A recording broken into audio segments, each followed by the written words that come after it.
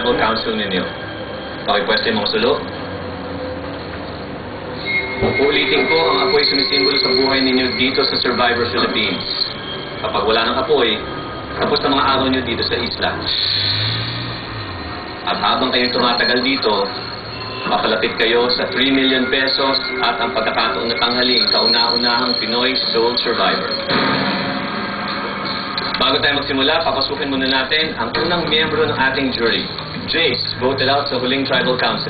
Si Jace ang magsisilbing mata at tenga natin, hindi natin siya kakausapin at hindi rin siya magsasalita.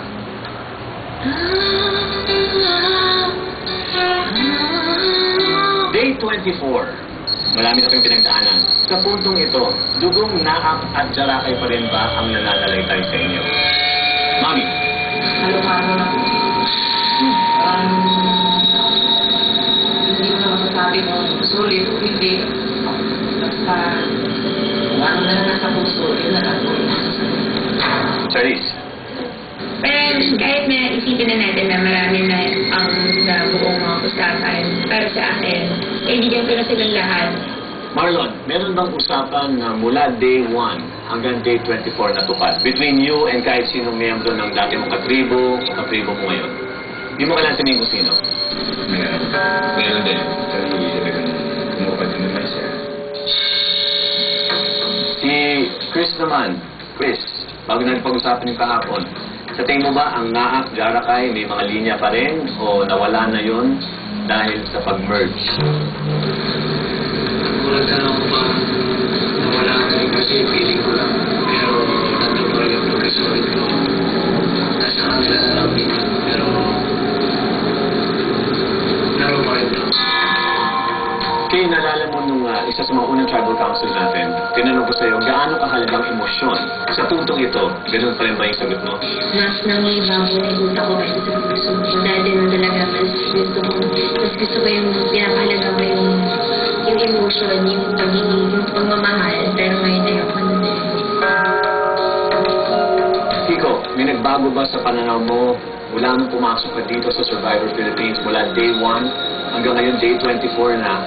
May nagbago ba sa pananaw mo? Meron ka bang prinsipyo na kompromiso? Hindi ko na magawa yung tama, yung hindi na malapit sa tama na lang. Kasi syempre, ultimately ayoko na ma-compromise yung buong pagkatao ko dahil nasa laro.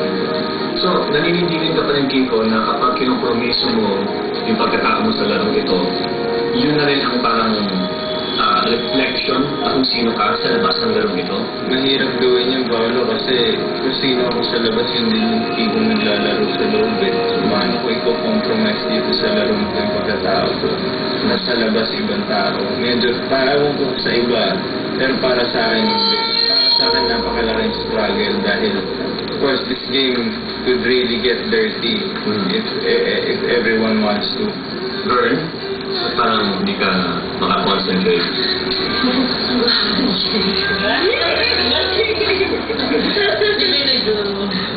Nag-glow ikaw o siya? Okay. Bern, sige. Iba na natin yung usapan mo na thread lines between Naak and Jarakay. Sa anong point mo nakita na medyo parang wala na? Yung time na yung apat na napunta dun sa kabilang island, tapos natira si Chris and si Kay, so sila dalawa natira. So mas nagkaroon ng time na magkausap-usap yung pagdating ng apat na nanggaling doon. Mas gusto namin malaman kung anong nangyari sa kanila. So from doon, so talagang yung usap, importante yun sila. Kaya parang uti-uti na. O JC, paano ka namili kung sino yung makakasama mo? Yung unang-una ko kay Nanay Zita, parang pag-usapan namin lahat na if ever may reward nga na parang spa or something na parang luxurious, gusto namin si Nanay mo nang maka-experience na kasi nga siyempre alis namin dito, tapos siyempre yung hindi ka na maka-experience na gano'n, siya yung maraming ginagawa, so siya agad yung naisip namin. Correct. Kasi mga sumunod, like Robin Keith, mga walang nakuha sa reward challenge. Like si Rob, hindi siya nakapag-build talaga na kahit ano doon. Tapos si Kiko naman yung sampalok. So gusto ko parang gusto ko fair sa lahat na may makuha naman sila. Ayun. Chris, hindi ka napilit.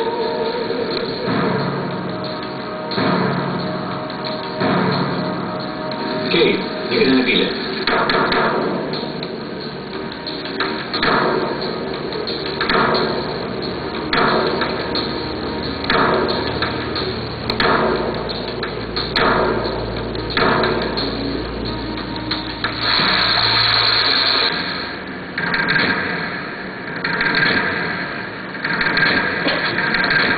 Simulan natin yung pagboto.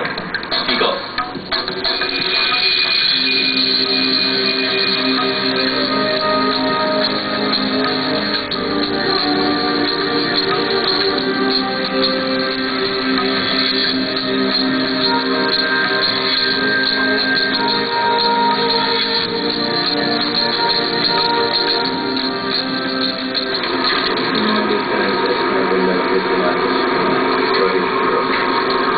Happy birthday din. Pasensya talaga.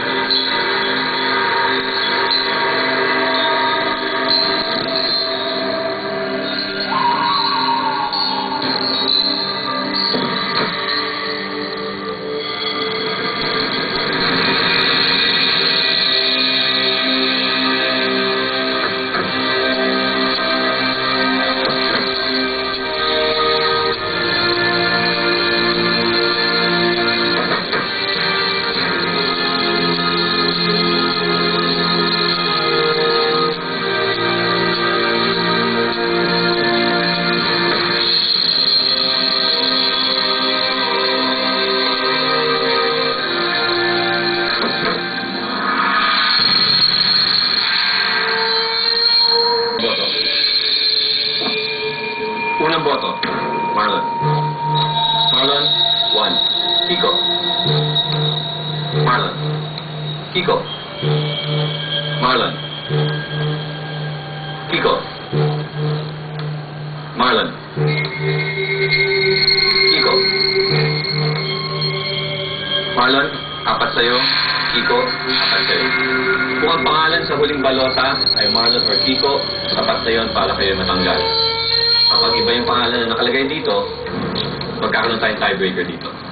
Ang pang-10 castaway na natanggal sa Survivor Philippines at ang pangalawang miyembro ng ating jury.